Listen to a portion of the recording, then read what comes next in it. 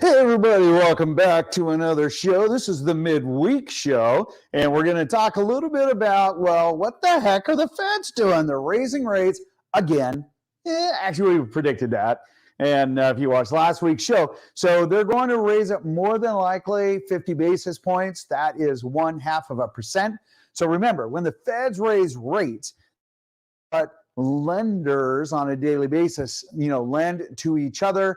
It affects your HELOCs, home equity line of credit, your car payments, things like this, credit cards, anything that has a long-term mortgages are actually traded out on the normal market. And most people are a little surprised at that, but it is true.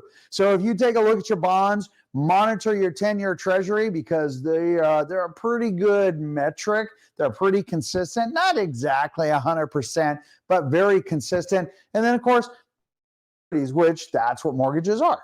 Anyway, mortgages are affected 100% by interest rate. Interest rates 100% have the biggest impact on real estate as far as number of transactions, buyers' willingness to step up and go ahead and purchase, which is super interesting because our interest rates have gone up quite a bit since last year, like double.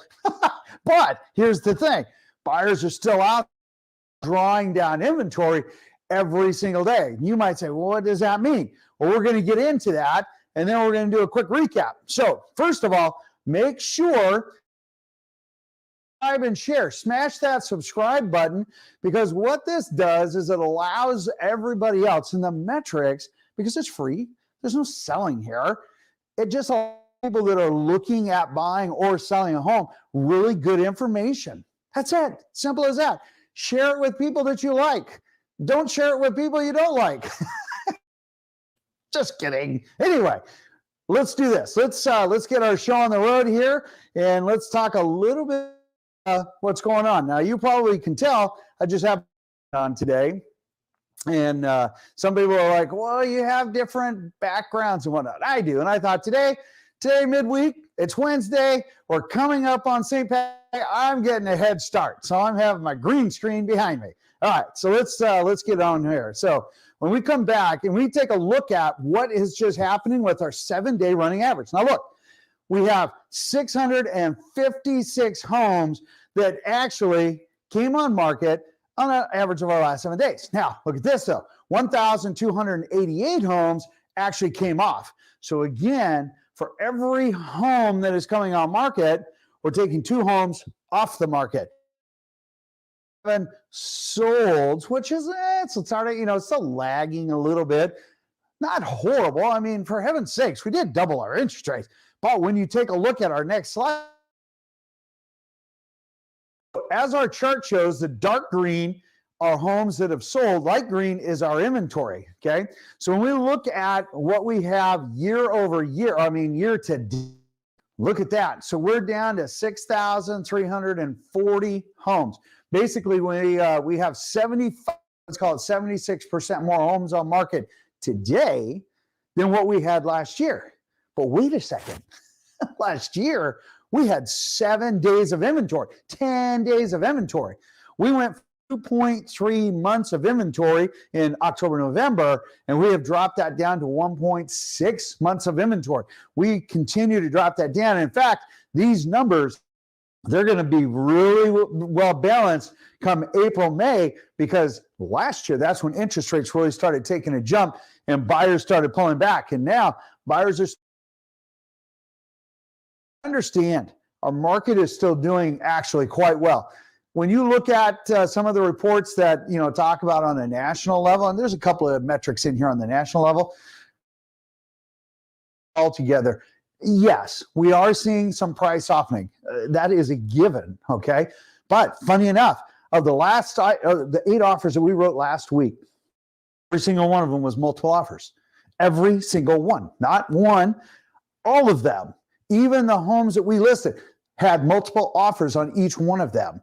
So buyers are understanding it is a great time to get engaged and to help to mitigate monthly costs so that as far as renting and everything else, you can control those expenses. Sure, people are looking at doing a refinance down the road, depending on where they're at, where rates are at. 2024 is probably going to be a really good time to think about that. 2-1 buy downs, still a fabulous option to consider. But look at this. So we have the Home Ownership Affordability Monitor. What? All right. This is a metric that looks at the home affordability. Now, as you can see here in Bellevue and Seattle areas, we don't do so well. They want you to be in the third percentile, 30, 35%, because that they figure 30% of your housing cost, versus income, that gives you, a really. Here we're at, I think, almost 56%. We're like 53% actually. And when you take a look at that, we're skewed off to the other side. But it's also kind of different because really we have a few of those areas that are driving the average price. And even though the income doesn't seem to be matching, because I think they show an average income of like, I don't know, what is it? 94,000. Yeah, maybe that outage should be right. But the housing is around 605. Yeah, it's a little bit different. Anyway, moving on. Just saying that we are not very affordable. Tell us something we didn't know, right? Okay, look at this. So Redfin said that only 21%, this is national. Redfin says 20 homes that were for sale in the U.S. last year actually were in the affordable housing range. Okay, so you know what? I don't feel so bad anymore when they're at Tacoma, Seattle is 53%. And we're bad for affordability.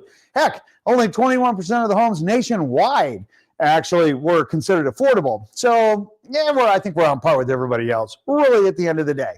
All right, when we take a look at what Jeannie had to say, Jerome Powell declared Tuesday that the central bank was going to raise rates again. We already knew that. That's old news. But the one thing that is interesting is that they confess that they know that it will adversely affect our economy. And that's bad. And but they're going to do it anyway. More than like they could do a quarter rate, right? And that is going to have an impact on real estate. Hence the title. It will have an impact on real estate because even though they don't control mortgages, it has an effect on mortgages. Going to see a bump, unfortunately. Now, remember, we said that in Q1, we were going to dip down into the fives, and it would be brief. And we were accurate. And then I said, then it's going to go back. It's probably bonk, bonk, going to hit hard against the 7. And that's exactly where we're going to be heading to. And I think that's where we're going to be. Towards the end of Q4, maybe Q4, we might see some of that interest rate coming back down. 2024 more than likely is when we'll see it a little bit more as the Feds get their inflation fighting measures in order, which means that they just make everything so gosh darn expensive that you can't afford to go out and spend money anywhere. And that's kind of the intent, and that's what they're saying in a very extreme way of saying it. All right. Pulling that back. All right. Let's see here. Remember, Fed rates were at 0. And then a year ago, and now we're at 4.5%. They're probably going to go to 5% here when they meet this month. Sad. But we'll see what shakes out. So as you can see here, over the last month, mortgage rates have actually gone up a full 1%. Bummer. The intent is going the other way. That will not really happen. Again, it bobbles. As you can see, it bobbles. But we're definitely on an upward trend, and it will stay as such. The question will be, will the buyers stay in the market based on there's a dwindling inventory is what we're seeing? The however is, and even though we've offers, the benefit is none of the multiple offers we were involved in were crazy. None of them were hundreds of thousands of crazy dollars over. It was just very modest increases, which really that's where it should be. Anyway. Moving on. All right. When we take a look at our like, subscribe, and share. Again, remember, hey, this is free. Okay? It's free. It's for you. You get a green screen that goes with it for St. Patty's Day. Anybody want to come down and do a St. Patty Day green screen with me? Come on down. What the heck? But anyway, if you would, please. It helps the metrics, and it tells YouTube that we don't sell anything and we just give really good information. It is free for those people who are looking at buying and selling. That's all we're looking for, is just to help you make a better business decision. There you go. In the meantime, if you have any questions, reach out to us. We love questions. We normally answer in about 30 minutes. If you have any question, post them. In the meantime, I will see you on the next video. Have a great day. Take care.